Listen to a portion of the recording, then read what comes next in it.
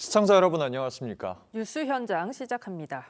민주당이 보안 수사권 폐지를 추진 중인 가운데 여당 내에서도 우려 목소리가 연이어 나오고 있습니다. 보안 수사권 폐지로 범죄 피해자들의 고통이 가중될 수 있다는 건데요. 취재 기자 연결합니다. 자, 김창섭 기자, 보안 수사권 폐지를 둘러싼 민주당 내 의견 전해주시죠.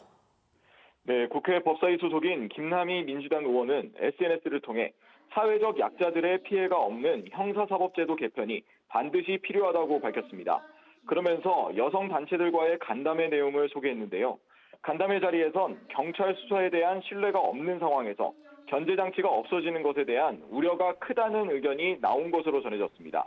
김 의원은 다음 주 월요일 국회에서 기자회견을 열고 관련 우려를 밝힐 예정입니다. 모경종 곽상원 의원도 개혁의 칼끝이 범죄 피해자와 국민을 향해선 안 된다며 보안 수사권 완전 폐지에 잇따라 우려를 나타냈습니다. 다만 이주희 원내대변인은 보안 수사권 폐지에 대한 우려 목소리가 있다는 것을 잘 안다면서도 국민이 피해를 겪지 않도록 두터운 보안 방안을 마련하겠다며 기존 입장에 변화가 없음을 시사했습니다. 국민의힘은 국민의 인권보다 중요한 검찰 개혁은 없다며 민주당의 보안 수사권 폐지 움직임을 비판했습니다. 국민의힘은 안규백 국방장관의 탈영 의혹에 대한 비판을 이어갔죠. 네, 그렇습니다. 국민의힘은 명백한 행정착오라면 잘못됐다는 병적 기록만 투명하게 공개하면 끝날 일이라고 지적했습니다. 무소속 한동훈 의원도 병적 기록부에 적힌 내용이 혹시 탈영보다 더 심한 내용이냐며 안 장관이 못 밝히겠다고 버티면 이재명 대통령이 밝히라고 했습니다. 국민의힘 한기호 의원은 안 장관이 학교에 제출한 서류에는 소집 해제 날짜가 병적 증명서에 적힌 날짜와 다른 것을 두고 공문서 위조 의혹까지 제기했습니다. 앞서 국방부는 해당 의혹에 대해 탈영 주장은 명백한 허위라고 반박했습니다.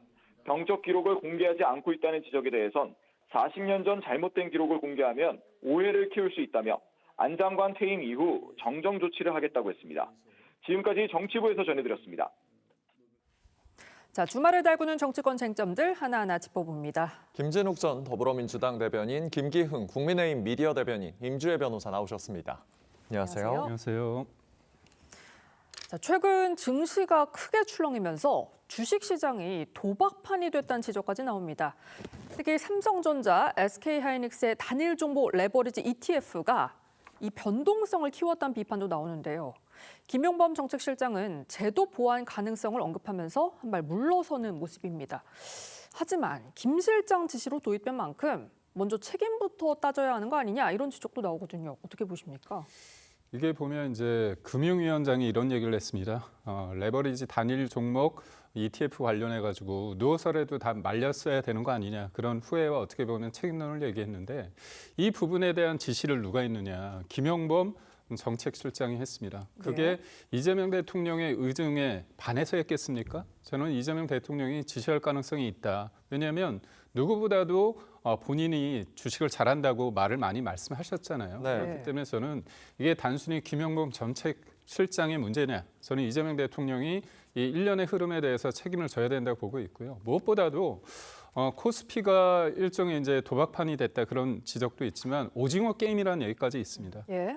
본인이 어떻게 보면 그 코스피의 장기 투자를 통해 가지고 본인의 어떤 자산 가치를 넓혀야 되는데 단일 종목 레버리지 ETF 같은 경우는 이게 본주라고 하죠. 본주보다 3~4배가량 더 많이 회전율이 높다고 합니다. 예. 그러다 보니까 이거 단기 투자를 한다는 거고요. 이게 2배 어떤 이득이 될 땐 2배고 손해가 갈 때는 2배 손해가 나기 때문에 이 변동성을 키우는 데 있습니다. 그리고 무엇보다도 삼성전자와 SK하이닉스의 전체적인 코스피 비중이 50%가 넘는데 이 비중이 넘는 단일 종목 레버리지 상품 ETF가 들어가면서 더 몰렸거든요. 그렇기 때문에 전체 ETF 상품의 40%다. 그렇게까지 한쪽으로 돈이 몰려서 전반적으로 주식이 올라가는 데 있어서 중요한 게 수급입니다. 수급도 한쪽에 몰리게 돼서 지금의 코스피에 있어서의 변동성을 키우는 큰 책임이 있다. 이렇게 말씀드립니다. 예. 일각에서는 김용범 청와대 정책실장의 각종 발언과 정책이 시장에 혼란을 주고 있다는 지적이 나오고 있습니다. 김용범 정책실장의 지난 발언들 듣고 오겠습니다. 따님한테 임대주택 살라고 얘기하고 싶으세요? 아니 의원님 왜냐하면 이번 정부 제 예산을 가족에 보면 대해서 그런 식으로 하지 임대주택을- 마세요. 우리 딸을 거명해서 꼭 그렇게까지 할 필요가 없고요. 의원님 어떻게 가족을 그냥 막 엮어가지고 그렇게 말씀하세요? 대국민 보고에 예정돼 있죠. 아마 나오는 숫자들이 매우 낯설 겁니다. 정부가 어떤 뭐 두 개 회사나 아니면 여러 회사들 가지고 뭐 이렇게 했다 뭐 숫자를 쥐어짜서 만들어낸 거 하는 거 아니냐. 아니냐. 쥐어짠다고 하는 그런 기업들은 아니고요. 자, 김용범 실장의 그간 발언을 좀 보면 비상한 시기에는 비상한 대응이 필요하다라면서 서울 전역을 토지거래 허가 구역으로 묶자 이 집값과 전세값이 모두 올랐고요. 고환율은 성공의 비용이다라고 하자 환율은 결국 1,500선까지 넘었습니다. 지금 시장과 엇박자를 낸 정책이라는 지적 피하기 어려운 거 아닌가요? 그래서 지금 김용범 정책실장의 그동안의 발언들을 가지고 이제 우려의 목소리들을 내고 계시는데 네. 지금 김용범 정책실장이 시장에 그럼 역주행을 하고 있느냐라고 봤을 때 그렇지는 않다라고 보여집니다. 지금 우리나라의 금융시장이 어떻게 보면은 구조적인 전환기를 맞고 있다 이렇게 봐야 될 것 같습니다. 그동안 보통 이제 부동산 또는 예금 뭐 이런 쪽에 묶여 있던 돈들이 지금은 이제 생산적인 금융이다라고 해가지고 자본시장과 또 이 첨단 산업 쪽으로 지금 이 금융 자본들이 이동하는 중 아닙니까? 네. 그런 부분들을 시행하는 그런 과정들에 있다 보니까 어느 정도의 뭐 좀 전에 말씀드렸던 뭐 ETF 같은 것들이 변동성의 우려를 크게 하거나 또는 지금 이제 자본시장 또는 부동산 뭐 이런 부분들에 있어서 약간의 우려를 좀 낳아놓고 있는 부분은 있습니다만 그렇다고 해서 지금 이재명 정부가 완전히 시장 전체를 역주행하고 있다 이렇게 평가할 만한 사안은 아니지 않을까 그런 측면에서 김용범 실장 한 사람의 어떤 발언을 문제 삼는 것 이런 것도 바람직한 건 아닌 것 같고요. 김용범 실장이 지금 청와대의 정책실장을 맡고 있습니다. 네. 그 얘기는 지금 이재명 정부 전체의 어떤 정책 밑그림을 그리는 그런 걸 담당하고 있는 측면이 있기 때문에 김용범 실장의 의지가 현재 시장에서 정확하게 반영되고 있는 부분 또는 반영되고 있지 않은 부분에 대해서 평가하고 질책하시는 부분들은 이해가 되나 김용범 실장 전체가 지금 하시는 말씀들이 모두가 시장의 역주행 중이다 이렇게 비판할 건 아니다 이렇게 보고 있습니다. 예. 김용범 실장 오는 23일 부동산 대토론회를 예고하면서 정부가 정답을 다 알고 있다고 여기지 않는다. 현장 목소리를 듣겠다라고 했습니다. 그런데 정책을 밀어붙인 뒤에 이런 말을 하는 건 어떻게 보면 좀 다소 무책임하게 들릴 수 있다. 이런 지적도 나오긴 합니다. 이게 보면 이재명 대통령이요. 지난 2025년 대선 때 뭐라고 얘기했냐면 민주당 정부 들었으면 부동산 값이 오른다.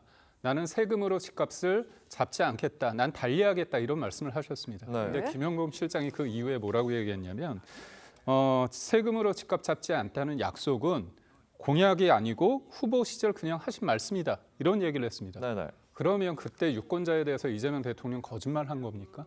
그리고 노무현 정부 때, 문재인 정부 때 세금으로 집값 잡으려다가 사단이 났잖아요. 공급이 최선입니다.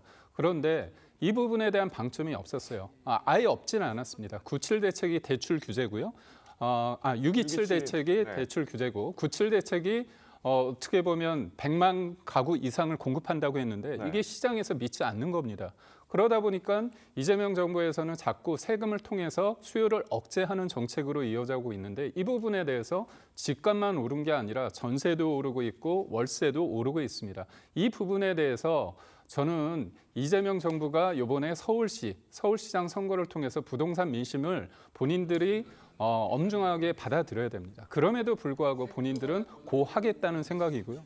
저는 이재명 대통령의 이 오만에서 비롯된 면이 있다고 보는데 올 1월에 이런 말씀을 하셨습니다. 자기가 계곡 정비 사업을 하고 그다음에 코스피 5천 넘긴 거 보니까 이거 부동산 집값 잡는 거 그렇게 어려운 거 아니다. 쉽다 얘기 말씀하셨습니다. 네. 그러니까 정부가 시장에 있을 때 시장을 이기는 정부가 없다는 게 맞는 말인데 본인은 정부 이기는 시장이 없다 이런 말씀을 하신 겁니다. 그래서 저는 차분하게 이재명 정부의 부동산 정책이 아니라 정책이 있어야 되는데 정치만 있는 이 부분에 대해서 반성부터 하셔야 된다고. 예. 다음은 여고생 살인범 장윤기 사건에 대한 경찰의 부실 수사 정황이 검찰에서 밝혀지면서 더 논란이 되고 있는 이 보안 수사권 폐지 관련 소식 짚어봅니다. 민주당은 이번 주에만 보안 수사권 폐지 법안을 2차례 상정하면서 속도전에 돌입했는데요. 그런데 피해자를 대변하는 여성단체들과의 간담회 도중에 보안 수사권 폐지가 피해자에게 해가 될 수 있다, 이런 의견이 나왔다고요. 글쎄요, 뭐 좀 당내에서도 다양한 의견이 나오고 있는 것 같습니다. 예. 왜 이러한 뭐 어떤 주장을 하시는지는 제가 잘 현장에 있지 않았었기 때문에 모릅니다만, 지금 보안 수사권 폐지 또는 당 내에서 민주당 내에서 보안 수사권이 만약에 그 폐지됐을 때 그럼 과연 어떠한 보안 대책을 가지고 있는가 하는 부분에 대해서도 논의가 진행되고 있고, 또 어제 같은 경우에는 민주당 일각에서는 보안 수사권을 일부 존치시켜야 된다라는 법안도 발의하겠다라는 내용들이 있었어요. 그렇기 때문에 지금 이 보안 수사권 폐지가 피해자에게 어떠한 측면에서 불리하다라고 얘기가 나오시 해가 될 수 있다라고 얘기하시는 건지는 조금 더 자세한 내용을 좀 들어봐야 될 필요가 있을 것 같습니다. 네. 경찰의 부실 수사 정황은 계속해서 확인되고 있습니다. 장윤기가 범행 당일 탔던 SUV 차량이 찍힌 대형 트럭의 블랙박스 영상. 이 영상에 대한 검찰과 경찰의 판단이 완전히 달랐다고요? 그렇죠. 이 SUV 차량은요, 범행 당시 장윤기가 타고 있었던 차량입니다. 범행에 가장 강력한 증거들이 남아있을 공간이다라고 보여지는데, 당초 경찰도요, 이 차량의 존재 당연히 알고 있었습니다. 네. 인근 CCTV 그리고 다른 차량의 블랙박스 동을 통해서 이 차량의 움직임을 살펴봤는데 화질이 그렇게 좋지 못했다는 겁니다. 그래서 SUV 차량의 문이 열려 있는 부분을 어렴풋이 확인은 했지만 경찰은 정확하게 어떤 판독이 어렵다라는 취지의 수사 기록만 남겨놨고요. 보안 수사, 검찰의 보안 수사 과정에서의 이 같은 CCTV 영상에 대한 분석은 완전히 달랐습니다. 인도 쪽으로 해서 SUV가 세워져 있었고 문이 열려 있었다는 겁니다. 네. 문이 열려 있었다는 것은 어떤 걸 의미하느냐? 납치하려고 했다라는 강력한 증거가 될 수 있습니다. 화질 개선 작업을 통해 문이 열려 있는 것을 확인했고, 만약 피해자를 납치, 유인하려고 했다면 그것은 그 해당 SUV에서 발견이 된 케이블 타이와 엮어서 생각해보면 이것을 피해자를 납치해서 성범죄 동기를 갖고 있었다라고 추정을 할 수 있는 증거이기 때문에요. 강간살인죄가 당연히 적용될 수 있었던 사안이라는 평가 가능해집니다. 그런 부분들 때문에 같은 증거를 놓고도 경찰과 보안 수사 과정에서 전혀 다른 판단을 내린 부분은 잘못된 것이 아니냐는 비판 나올 수 있습니다. 네, 경찰은 수사 초기에 장윤기가 언제 누구와 통화했는지를 알 수 있는 휴대전화 통신 내역 조회도 하지 않았다고 합니다. 이 강력 사건의 기본 수사조차 빠진 이유 납득이 되시나요? 전 사실 이 부분은 좀 의아합니다. 어떤 범죄 현장에 있었을 때 그 용의자, 가해자가 직전에 누구와 통화했는가, 최근에 누구를 자주 만났는가는 당연히 수사할 사항이라고 생각이 됩니다. 실제로 검찰 보안 수사 과정에서요, 1년치 통신 내역 등을 확인했고요. 최근에 특히 많이 만나고 연락을 했던 지인 등이 특정이 되어서 그들에 대한 조사도 진행이 됐습니다. 네. 그들이 어떤 범죄 혐의점에 연관되어 있다는 뜻이 아니라 평소에 어떤 생각을 갖고 있었는지, 어떤 이야기를 했는지 알아보는 것도 범행 동기를 밝히는데 매우 중요한 자료가 되기 때문입니다. 이제 이 부분을 최초의 초동 수사 과정에서 놓친 부분은 굉장히 안타깝다라고 생각이 되고요. 만약 그 휴대전화 통화 목록 등을 통해서 측근이라던가 아니면 최근에 많이 통화했던 사람들이 특정이 되었다면 또 다른 좀 더 빠른 수사도 이루어질 수 있기 때문에 이 부분도 아쉬움으로 지적할 수밖에 없습니다. 장윤기 수사팀의 증거인멸 혐의 등에 대해 오늘 오전 6시부터 경찰청 특별수사팀이 광주경찰청과 광산경찰서 압수수색에 나섰습니다. 그런데 이미 어제 오후에 검찰도 광산경찰서장실 등을 압수수색했는데요. 어제는 검찰, 오늘은 경찰입니다. 어딘가 좀 경쟁적으로 수사하는 모습이 좀 연출되는 것 같기도 합니다. 아무래도 이제 그 진실을 위해서 피해자의 어떤 그 피해 유족들의 어떤 뭐랄까요, 그 안타까움을 위해서 저는 선의를 가지고 했다고 봅니다. 네. 그럼에도 불구하고 검찰 입장에서는 이제 보안 수사권 폐지 관련해서 장윤기 사건이 이 문제가 불거지면서 검찰이 보안 수사권을 유지해야 되는 그런 여론이 조금 비등하고 있지 않습니까? 이런 차원이 있기 때문에 본인들이 이 사건에 대한 어떤 선의를 가지고 하는 부분 플러스 어떤 정치적으로 본인들의 어떤 조직의 유지를 위해서 하는 부분이 있을 수밖에 없다고 보고 있고요. 반대로 본다면 경찰 입장에서는 검경 수사권이 이제 분리가 됐고 네. 아예 앞으로 이제 검찰 같은 경우 수사를 못하게 하지 않았습니까? 그렇다면 보안 수사권에 대해서 검찰이 가지지 않도록 하기 위해서 경찰이 이 사건으로 인해서 그런 흐름이 제동에 걸린 것을 막기 위해서라도 본인들 입장에서는 이 은폐 의혹에 대해서 명확하게 밝혀내고 소위 말해서 조직적인 인멸 과정이 있다면 그 위에 어떤 수뇌부에 대해서도 확실하게 수사를 해야 된다는 어떤 압박이 좀 작용한 것으로 보입니다. 자, 이런 가운데 국민의힘 지도부는 지난 9일 광주경찰청장과의 면담이 불발된 데 이어 어제 유재성 경찰청장 직무대행과의 면담을 시도했지만 끝내 무산됐습니다. 연일 경찰을 찾은 국민의힘 지도부 모습 보고 오겠습니다. 문 좀 열어주세요. 문 좀 열어주세요. 지금 막으시면 안 돼요, 지금. 이런 자세로 일하니까 자기 식구라고 증거 인멸하고 사건 은폐하고 사건 덮으려고 하는 겁니다. 어제 광주 가서도 그렇지만 이런 모습들 때문에 국민들께서 경찰에 대한 불신이 커질 것 같아요. 이게 지금 대한민국 경찰의 수준입니다. 국민을 생각하는 수준이라고요. 국민의 생명 안전? 이 경찰이 경찰에서는 면담 내용을 언론에 공개하는 것이 청사 보안에 문제가 된다며 면담을 거부한 것으로 알려지는데요.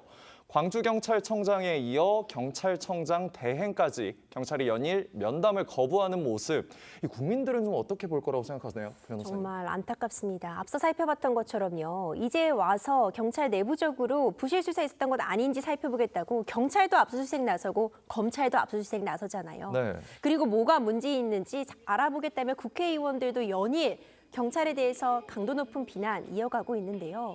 피해자가 억울함을 호소하고 있을 때 억울한 죽음에 대해서 원인을 밝힐 때 이렇게 모두가 나서서 열심히 수사했어야 되는 것 아닌가, 저는 개인적으로 짙은 아쉬움 남고요. 명명백백하게 밝혀져야 됩니다. 증거가 누락되고 실제로 만약 주요 용의자, 가해자가 분명한 이 피의자에게 편의가 제공됐다면 이건 있을 수 없는 일입니다. 어떤 방식으로든 이번 사안 왜 이렇게 진행된 것인지 국민에게 모조리 세세한 부분까지 다 알려야 된다 생각합니다.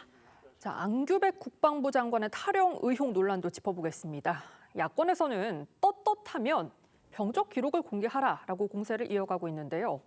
국방부는 탈영 의혹을 전면 부인하면서도 이 병적 기록 공개는 하지 않고 있고요. 잘못된 기록 정정도 안 장관의 퇴임 이후로 미루고 있습니다. 오해만 키운다는 건데 이 국방부에 대응 어떻게 보십니까? 이게 보면 논란이 있으면 객관적인 자료를 제시해서 논란을 줄이는 게 맞잖아요. 네. 근데 논란이 있는데도 불구하고 내가 자료를 내서 논란을 더 키울 수밖에 없다고 얘기한다면 그 자료 어떻게 되는 겁니까? 그리고 저는 이게 세 가지 질문입니다. 국민들은 방위 출신이기 때문에 문제를 삼는 게 아닙니다. 방위 출신 여부를 떠나서 만약에 국군, 그러니까 군 그 어떤 봉사를 잘할 수 있는 부분에 있어서 만약에 영창을 갔다 왔다면 그 영창을 갔다 왔는지, 그리고 또 만약에 학교를 다니면서 군 복무 중에 학교를 다녔는지, 그리고 무엇보다도 가장 문제를 제기하는 사람이 뭐라고 얘기했습니까? 내가 이게 잘못이 있으면 고소를 해라. 내가 법적 처벌을 받겠다고 하는데 네. 그런 의혹에 대해서 대꾸를 하지 않습니다. 그렇기 때문에 저는 이 부분은 다른 자리도 아니고 국방부 장관으로서 이 부분에 대해서 소명을 해야 되고요. 무엇보다도 이거는 예전의 과거의 일이 아니라 그것으로 인해서 만약에 거짓말을 했다면 이건 또 다른 국면으로 시작되는 거고, 이거는 이재명 대통령이 알고 있음에도 불구하고 이거를 국방부 장관을 임명을 했다고 하면 이거는 국기문란이고요. 만약에 모르고 했다면 이건 직무유기입니다. 병적 기록을 공개하지 않다 보니 의혹은 더 커지고 있습니다. 한동훈 의원, 탈영보다 더 심각한 내용이 있는 것 아니냐는 의혹까지 제기했거든요. 이 기록만 공개하면 끝나는 것 아니냐 이런 주장들도 나오는데 어떻게 보세요? 저는 지금 야당의 과도한 정치 공세라고 봅니다. 그리고 그 정치 공세를 하는 이유는 지금 이재명 정부가 추진하고 있는 국방 개혁에 대해서 그것을 추진하고 있는 안규백 장관을 흔들게 하는 것이다. 그것이 문제의 본질이다라고 보고 있습니다. 네. 이 문제는 이번에 처음 그 의혹이 제기된 것도 아닙니다. 작년 인사청문 과정에서 문제 제기가 됐고 그 당시에 안규백 장관이 본인이 85년도 1월 달에 소집 해제를 받고 3월 달에 성균관대학교에 복학해서 1학기를 재학했던 그래서 받았던 성적 증명서까지 제출을 했어요. 객관적인 그 자료를 말씀하시는데 객관적인 자료를 제출 이미 다 했던 사안입니다. 그럼에도 불구하고 지금 병적 기록표를 계속해서 공개하라. 지금 안규백 장관의 주장에 따르면 그 병적 기록표는 이 행정적 착오에 의해서 기록된 그런 잘못된 기록이 담겨져 있다라는 거 아닙니까? 그래서 그 부분에 대해서 지금 장관의 재임하는 기간 동안에 문제 그걸 공개하거나 했을 때 더 큰 논란이 될 수 있으니까 장관을 퇴임하게 되면 그 부분에 대해서 명확하게 바로잡는 행위를 하겠다라는 것이 공식 입장을 밝힌 겁니다. 그럼에도 불구하고 계속해서 더 큰 의혹이 있는 것처럼 그렇게 주장하는 것 이것은 상당한 뭐 정치 공세에 불과하다 이렇게밖에 말씀드릴 수가 없을 것 같습니다. 네, 이런 상황에서 인사청문회 당시 안규백 장관의 발언도 재조명되고 있습니다. 야권에서 방위병 출신인 점을 지적하자 강감찬 장군도 문관 출신이다라고 맞받아친 건데요. 직접 들어보시죠. 고려시대 강감찬 장군과 권문 장군, 조선시대 초기에 김종서, 율곡 이 선생, 신만양면설 이분들은 무관이 아니고 문관입니다. 20대 국방위원장, 한기호원처럼 삼성 장군은 아니지만은 폭넓게 국방에 대해서 이해하고. 국민의힘은 안규백 장관의 전문성 문제에 더해 탈영 의혹까지 불거졌다며 사퇴해야 한다고 압박하고 있고요. 안 장관 탄핵 요구 청원 참여자 수도 31만 명을 넘어섰습니다. 이재명 대통령이 입장을 내야 하는 것 아니냐 이런 얘기도 있는데 이 부분에 대해서는 좀 어떻게 생각하세요? 지금 저 안규백 장관에 대해서 이 청원이 31만 명이 왔다 그러는데 이 그 청원이 들어오게 된 결정적인 배경은 지금 3군 사관학교를 국군 사관학교로 통합하는 것 그리고 지금 이제 국방 개혁의 일환으로 추진되고 있는 군부대 해체 작업들 이런 부분들에 대한 반대의 의견들이 여기에 다 포함되어 있는 겁니다. 그리고 그걸 주관하고 있는 국방장관을 흔들기 위해서 사실상 이번에 탈영 의혹까지도 또 한 번 무분별하게 제기하고 있는 거예요. 네. 이런 상황을 가지고 뻔히 아는데 이 부분에 대해서 뭐 대통령이 새로운 입장을 내셔야 된다 이렇게 주장하는 것 자체가 정치적인 공세라고 볼 수밖에 없는 것이고 어차피 국방부 장관이 임기가 뭐 정해져 있는 건 아닙니다만 본인이 맡은 소임을 다 마무리하게 되면 그 부분에 있어서는 또 다른 뭐 교체 사유가 발생될 수가 있으니까요. 그 이후에 지금 제기되고 있는 논란들에 대해서 안규백 장관도 또 지금 장관을 그만두게 되더라도 국회의원 신분을 유지하고 있는 거 아닙니까? 본인의 명예를 회복하기 위해서도 충분한 대응을 할 것이다 이렇게 생각하고 있습니다. 네, 당권 경쟁이 달아오르고 있는 민주당 상황도 짚어보겠습니다. 연일 충돌하고 있는 김민석 전 총리와 정청래 전 대표가 어제 전북도당을 찾아 조우했는데요. 웃는 얼굴로 악수를 나누긴 했지만 금세 신경전이 이어졌습니다. 직접 들어보시죠. 지금은 자기 정치를 할 시간도 아니고 또 대선의 시기도 아닙니다. 지금은 오로지 대통령과 정부를 뒷받침하는 것 외에는 여당의 책무는 없습니다. 만약에 그것에 부족함이 있다면 그것은 결과적으로는 반영이 되는 것이나 마찬가지일 것이다. 이렇게.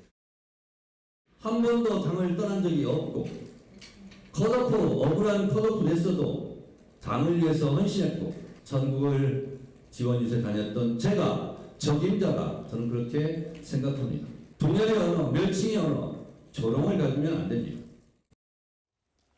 김 전 총리는 자기 정치라며 정 전 대표를 직격했고 정 전 대표는 난 당을 떠난 적이 없다며 김 전 총리를 향해 날을 세웠습니다. 연일 고조되고 있는 두 사람의 신경전 좀 어떻게 보고 계세요? 제가 볼 때는 그냥 국민 관점에서 봤을 때 네. 오한 수사권 폐지 관련해 가지고 이재명 대통령은 예외적 허용을 얘기를 했고요. 또 저는 지금의 정부가 당연히 어떤 유지 부분에 대해서 방점이 있었다고 보는데요. 김민석 전 총리께서 뭐라고 최근에 말씀하셨냐면 보안 수사권 폐지가 옳다고 누차 밝혀왔다고 얘기를 했습니다. 네. 그럼 정부 1인자와 2인자, 국정의 1인자, 2인자가 입장이 다른 거잖아요. 그럼 왜 그랬을까요? 그러면 국민보다는 이른바 강성 지지자들 개딸들이 원하는 그 눈높이에서 이 사안을 본 겁니다.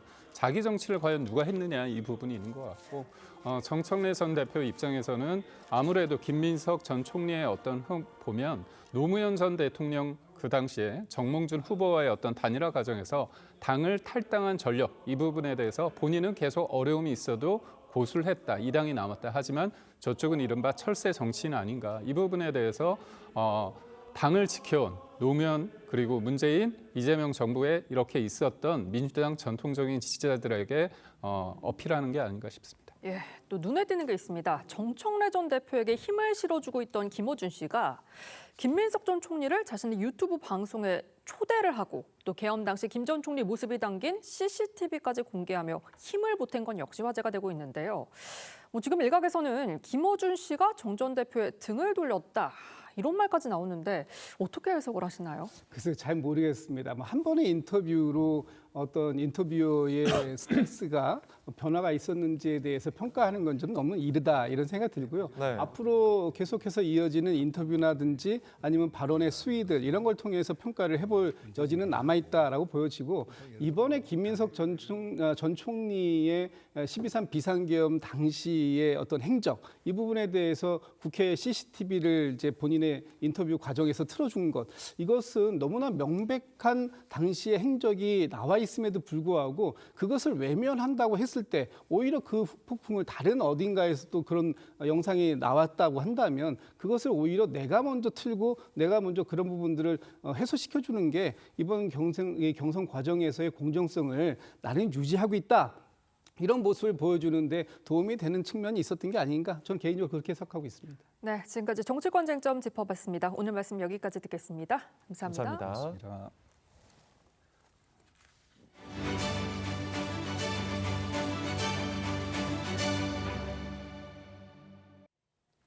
초강력 태풍 바비가 중국과 대만을 향해 북상하면서 비상이 걸렸습니다.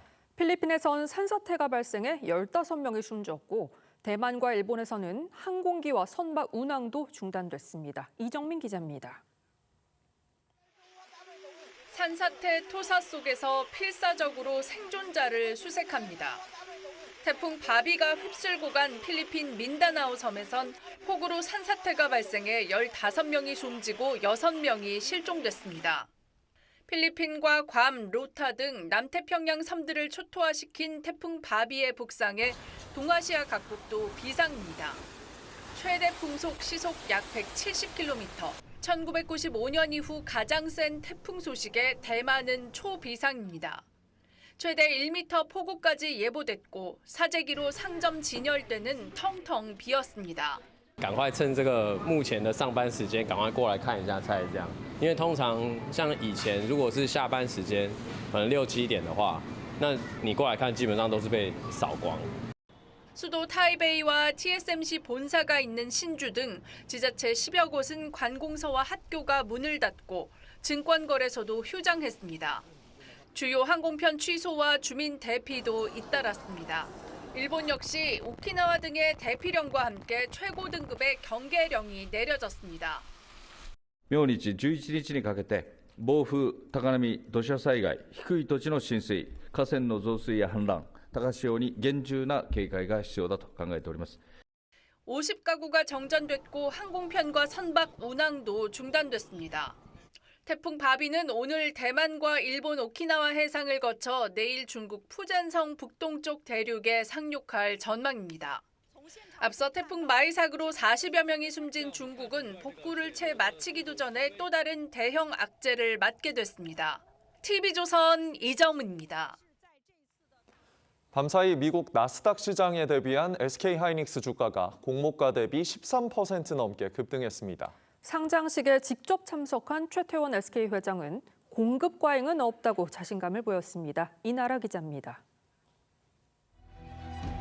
최태원 SK그룹 회장과 광노정 SK하이닉스 대표가 나스닥 상장을 알리는 오프닝벨을 누르자 환호성이 터져나옵니다. 현지 시간 10일 오전 미국 뉴욕 나스닥 마켓 사이트에서 SK하이닉스가 공식 거래를 시작했습니다. Today is a truly historic day. AI will be everywhere. and wherever AI goes, SK hynix will be there. SK 하이닉스의 ADR 공모가는 주당 149달러로 확정됐습니다.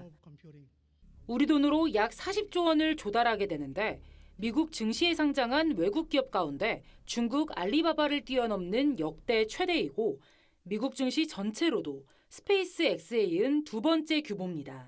나스닥 거래 첫날 SK 하이닉스는 장중 한때 19% 가까이 급등하며 177달러까지 치솟았다가 공모가보다 13% 높은 168달러로 마감했습니다.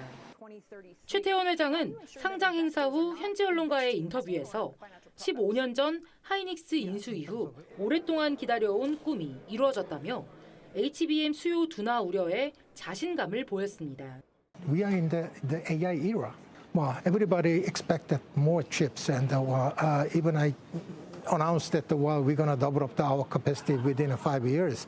But yeah, well, all my customers said that that's not enough, man, and we need more. 최 회장은 ADR 상장을 통해 글로벌 인재 확보 등 다양한 전략적 선택지가 생겼다며 미국을 비롯한 전 세계에 대규모 투자를 예고하기도 했습니다. TV조선 이나라입니다. 주말 화제를 모으는 사건 사고 짚어봅니다. 안진용 문화일보 문화부 기자 새로 모셨고 임주혜 변호사 계속 함께하겠습니다. 안녕하세요. 자, 보신 것처럼 SK 하이닉스가 미국 나스닥 상장 첫날에 13% 넘게 급등을 했습니다. 자, 성공적인 데뷔전이다 이렇게 평가를 해도 될까요? 네, 공모가가 주당 149달러였는데 시작과 동시에 170달러로 출발선을 끊었습니다. 그리고 장중 최고 177달러까지 솟았고요. 종가는 168.49달러, 즉 13% 정도 급등했습니다. 그만큼 시장의 긍정적인 반응이 그대로 반영됐다고 볼 수 있었습니다. 자, 그러면은 외신은 과연 이 상황을 어떻게 봤는지 좀 체크를 해보면은 영국 파이낸셜 타임즈는 AI 투자 붐의 중심 기업에 대한 투자의 수요를 보여줬다. SK의 가치를 높이는 상장이었다고 얘기를 했고요. 결과적으로 이 종가 기준으로 볼 때 시가총액은 1조 2천억 달러, 한국 돈으로 약 1,800조 원인데 이는 미국의 대표적인 메모리 반도체 업체죠. 마이크론의 1조 1천억 원 달러를 넘는 수준이었습니다. 예. 상장 행사엔 보신 것처럼 최태원 회장이 직접 출동했는데요. 최 회장, 메모리를 넘어 AI에 수십조 원을 투자하겠다는 청사진도 내놨습니다. 결국 SK 하이닉스의 다음 승부처 AI라고 봐야겠죠? 네, 일단 최 회장의 벨 세레머니와 함께 모든 이런 일정이 시작이 됐는데 이와 관련해서 미국 내 투자 규모를 향후 확대할 것으로 예상이 되고 있습니다. 반도체 생산 시설과 AI 데이터 센터도 현지에 건설될 것으로 보이는데 중요한 건 미국에서도 굉장히 이거를 반긴다는 거죠. 하워드 러트릭 상무장관이 직접 미국 내 생산 기반 시설을 만들길 원한다라는 입장을 내기도 했었습니다. 실제로 현재 미국 인디애나주에서는 최첨단 패키징 팹을 건설하고 있습니다. 규모가 5조 원이 넘거든요. 이것을 추가적으로 더욱더 건설할 것으로 예상이 되는데 중요한 거는 어느 돈으로 건설을 하냐는 겁니다. 이번 상장을 통해서 미국이나 유럽의 기관 투자자들이 SK 하이닉스에 조금 더 신뢰를 갖고 적극적으로 투자를 할 것으로 예상이 되기 때문에 자금 조달이 더욱더 수월해질 전망입니다. 자, 이런 가운데 우리 반도체 기업들 성과급으로도 주목을 받고 있는데요. 민주당이 성과급 일부를 지역 화폐로 지급하는 법안을 냈다가 비판이 거세지자 이틀 만에 철회를 했습니다. 이 사기업의 임금 지급 수단을 법으로 강제하는 게 가능한 건가요? 만약 이 법안이 그대로 만들어졌다고 해도요, 위헌 논란을 피하기 좀 어려울 수 있는 지점들이 있습니다. 기본적으로요, 근로자의 임금은요, 통화로 지급이 돼야 됩니다. 예를 들어서 제가 펜 만드는 회사에 근무하고 있다고 해서 월급 대신 펜으로 지급을 하면 안 되는 것처럼 기본적인 임금에 대해서는 통화로 지급하는 것이 대원칙이라고 보여지기 때문에 그 일부라도 지역화폐로 지급하는 부분은 위헌 논란이 좀 있을 수 있는 부분이 있고요. 뿐만 아니라 사실상 근로자 입장에서는 동의를 강요받는 상황, 그렇게 원치 않음에도 불구하고 동의를 강요당할 수밖에 없는 상황, 그리고 지역화폐 같은 경우에는 사용처도 제한되어 있고 사용 기한도 제한되어 있어서 이제 그런 부분들이 자유로운 경제 활동을 저해하는 것이다라는 부분이 문제될 수밖에 없고요. 그런 비판들이 워낙 거셌기 때문에 곧바로 이 해당 법안을 철회하지 않았나 생각이 됩니다. 법안 발의 소식이 들려오자 삼성 초기업 노조는 실험적인 시도를 근로자의 임금에 적용할 것이 아니라 발의한 국회의원들 세비에 적용하길 바란다며 직격했습니다. 결국 졸속 입법으로 혼란만 가중시켰다 이런 비판은 피하기 좀 어려워 보여요. 그렇죠. 물론 이 막대한 성과급에 대해서 성과급은 성과급이고 이 막대한 이익을 이 나라에도 나눌 수 있는 방법, 대다수의 국민들에게도 돌아갈 수 있는 방법, 주주에게 환원하는 방법에 대해서 논의해야 된다라는 부분은 매우 중요한 지적이 될 수 있겠지만요. 일단 이 성과급을 어떻게 지급할지를 놓고 너무나도 빠르게 이렇게 무분별하게 입법으로 만들어지다 보면 또 다른 소송전으로 비화될 수밖에 없습니다. 혼란만 가중되고 계속해서 논란만 일기 때문에 이럴 때일수록 좀 더 차분하게 제대로 준비해야 되지 않나 생각이 들고 이제 그런 비판이 나오다 보니까 국회의원 세비의 일부나 지역화폐로 받아라 이런 또 과격한 주장도 나올 수 있는 거잖아요. 네. 조금 더 조심스러운 접근이 필요해 보입니다. 네, 방송인 박나래 씨 소식도 짚어봅니다. 박 씨가 경찰 조사에서 혐의를 부인했지만 경찰은 갑질이 인정된다고 판단하고 기소 의견으로 검찰에 넘겼습니다. 앞서 나온 박나래 씨 발언부터 들어보시죠. 조사관님들 질문에 성실하게 조사 임했고요. 사실대로 질문에 다 답했습니다. 일단 저의 불편한 사안들로 다시 한번 심력 끼쳐드린 점 사죄드립니다. 공방 벌이고 있는 전 매니저들에게 할 말 없습니까? 없습니다. 불법 약물 투약 혐의 인정하십니까? 조심히 말씀 들어가세요. 부탁드리겠습니다. 늦었지만 새해 복 많이 받으세요. 경찰 조사 과정에서 박 씨와 전 매니저 측은 진술이 엇갈렸고 서로 맞고소까지 했습니다. 그런데도 경찰은 갑질이 인정됐다고 본 건데 이 결정적인 이유는 뭐라고 보십니까? 아직 어떤 혐의점이 확인됐다 법원의 판단이 나온 건 아닙니다. 네. 적어도 경찰 입장에서는 현재까지 봤을 때 갑질의 정황 증거가 인정된다라는 1차적인 판단을 내리고 사건을 검찰로 넘겼다라고 평가할 수 있는 상황인데요. 문제됐던 것이 이 유리컵을 얼굴을 향해 던졌다. 특수폭행에 해당하는가? 그리고 여러 가지 직장 내 괴롭힘이라고 볼 수 있는 갑질이 있었냐라는 부분에 대해서 아마도 경찰에서는 매니저들의 일관된 진술이 굉장히 중요한 증거로 봤을 것 같고요. 네. 거기에 덧붙여서 결국 이 통화 내역이라던가 메시지, SNS 메시지를 주고받은 내역들을 경찰은 살펴봤을 거기 때문에 그 사건이 있고 그 전후의 대화 맥락을 보자면 이런 사건, 갑질과 관련된 부분이 실제로 있을 수도 있었겠다라는 판단을 일단 1차적으로 내리지 않았나 생각됩니다. 자, 박나래 씨가 이른바 주사 이모에게 불법 시술을 받았다라는 의혹은 아직 수사가 진행이 되고 있죠.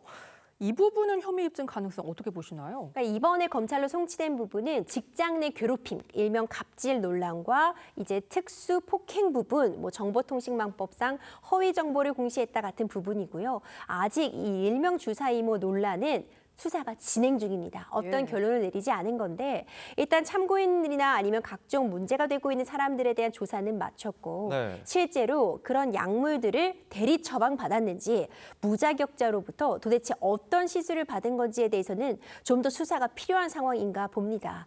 현 시점에서 어떤 결론을 딱 예측하기는 어렵겠지만 만약 무자격자로부터 본인이 모르고 시술을 받은 것이 아니라 적극적으로 무자격자로부터 나에게 시술을 해줄 것을 요구했다면 그때는 공범으로서 책임을 질 수도 있는 상황이고요.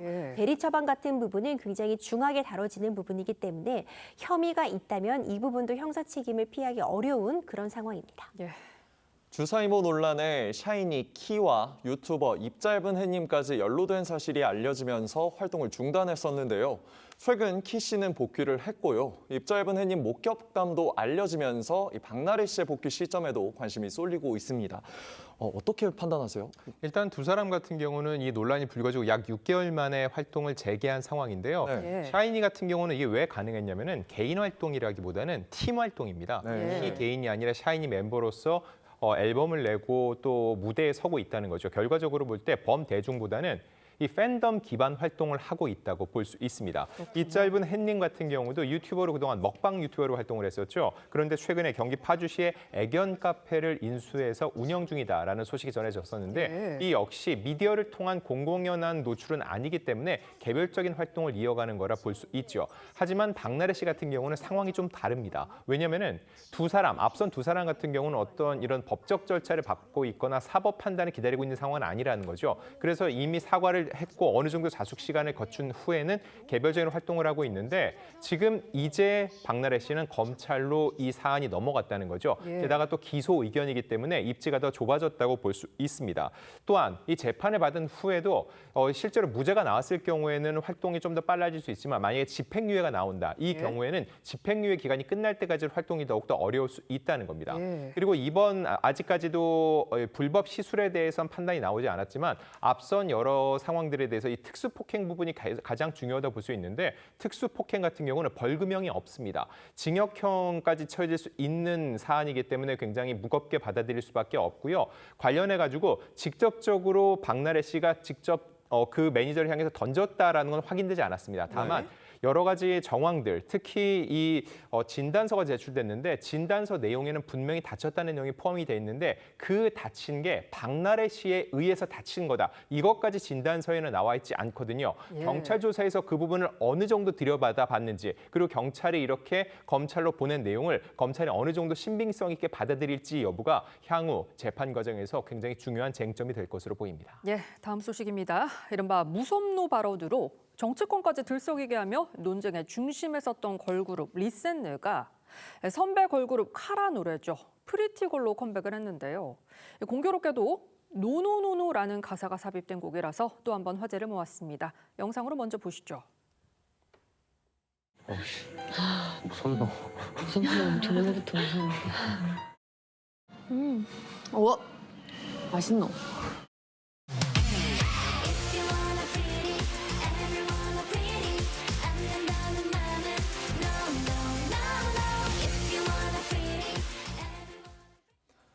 무섭노 발언을 했던 멤버 원희는 다른 유튜브 영상에서도 보신 것처럼 맛있노라는 발언을 하기도 했습니다.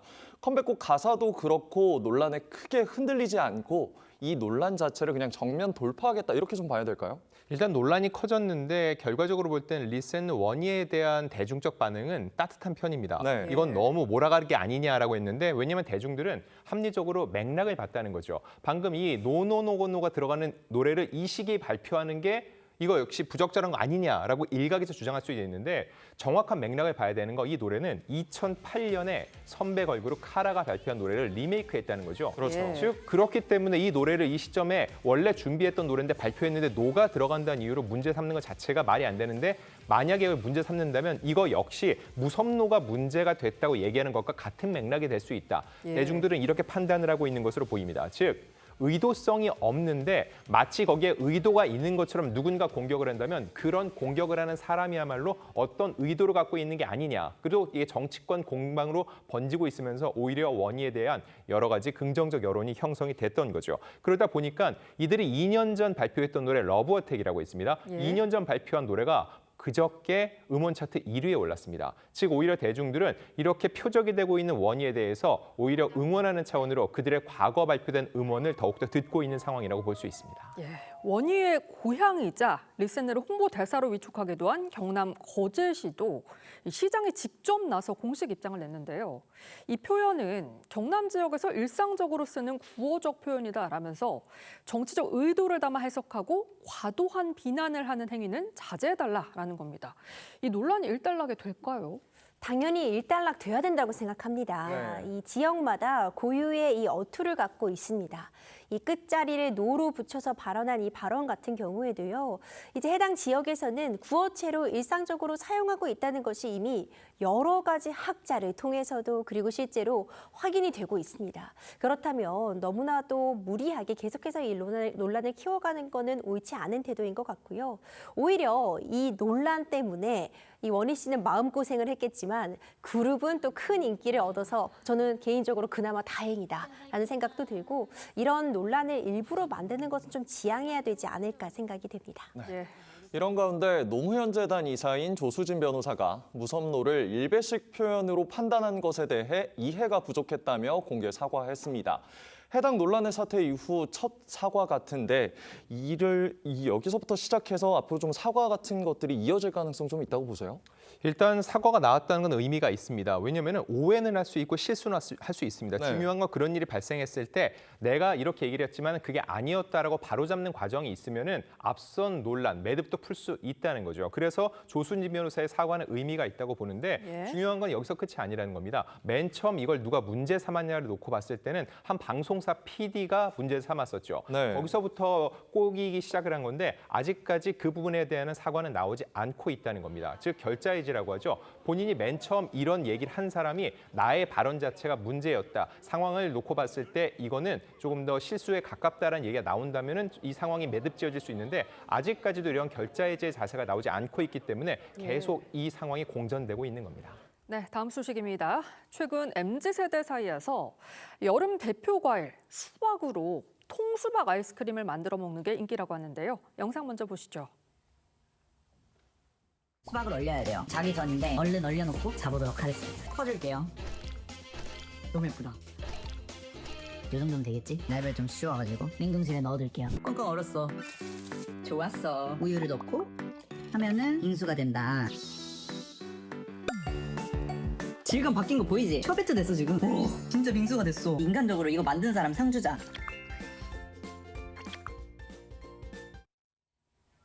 보기만 해도 정말 시원해지는 것 같은데요. 이 수박을 통째로 얼리는 게 레시피의 핵심 같습니다. 네, 그게 핵심인데 중요한 거 그 핵심이 쉽다는 게 더 중요합니다. 네. 그냥 반으로 자른 다음에 안을 파내고 그대로 얼린 다음에 우유를 부어서 긁기만 하면은 수박 소르베가 만들어질 수 있다는 거죠. 자, 이건 해외에서 먼저 주목을 받은 뒤에 국내에서도 많은 이들이 따라하고 있는데 하나의 놀이 문화가 된 거죠. 네. 요즘 이제 젊은 소비층이 단순히 돈을 주고 사 먹는 게 아니라 직접 내가 값싸게 만들어서 먹을 수 있고 또한 영상을 통해서 많은 조회수를 기록하고 관심을 받을 수 있다. 이런 프로슈머 현상이 확산되고 있는 상황 속에서 이런 수박 소르베까지 인기를 얻고 있는 겁니다. 네, 앞서 인기를 끌었던 봄동 비빔밥, 마늘종 비빔밥에 이어서 제철 과일인 수박으로 만든 음식이 인기인 건데요.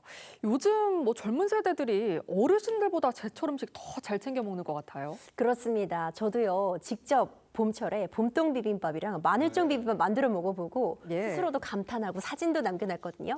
이것이 마치 유행처럼 번지고 있습니다. 제철 음식, 그러니까 그 계절에 특히 맛있는 식재료로 만드는 음식이라던가 그 계절에 즐길 수 있는 문화생활을 적극적으로 향유하는 것이 요즘의 제철 코어, 새로운 트렌드인 것 같아요.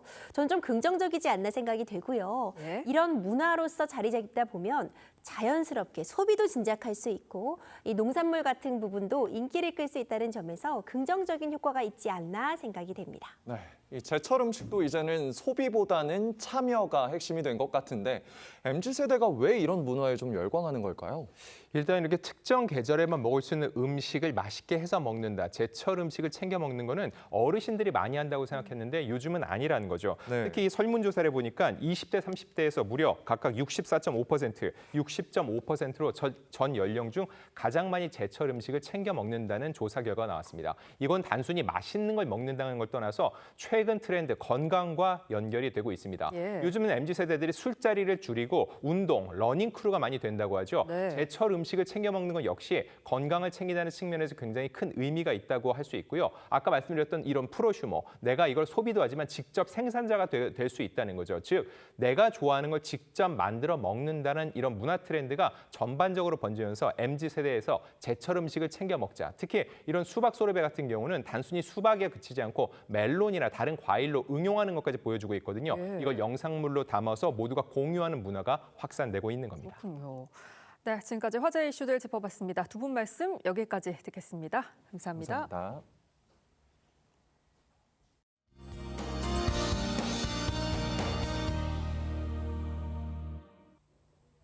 장맛비가 그치자마자 찜통더위가 찾아왔습니다. 더위는 주말 내내 이어지겠는데요. 현재 대부분의 남부지방과 중부지방 곳곳에 폭염특보가 내려져 있습니다. 밤에도 열기가 식지 않으면서 강원 동해안과 남부 곳곳으로는 열대야주의보를 발령 중입니다. 밤낮으로 폭염이 이어지기 때문에 온열 질환에 걸리지 않도록 각별히 주의하셔야겠습니다. 오늘 전국 하늘 구름 많겠고요. 구름 사이로 자외선이 강하겠습니다. 오후 한때 충청과 전북 지역에는 소나기가 지나겠고요. 제주도에는 비가 내리겠습니다. 오늘 한낮 기온 서울 34도, 대구 36도로 어제보다 3도에서 6도가량 높겠고요. 여기에 습도까지 더해져 체감 온도는 더 높겠습니다. 찜통더위는 다음 주 수요일에 다시 장맛비가 내리면서 누그러질 전망입니다. 날씨였습니다. 7월 11일 토요일 뉴스 현장은 여기까지입니다. 함께해 주신 여러분 고맙습니다.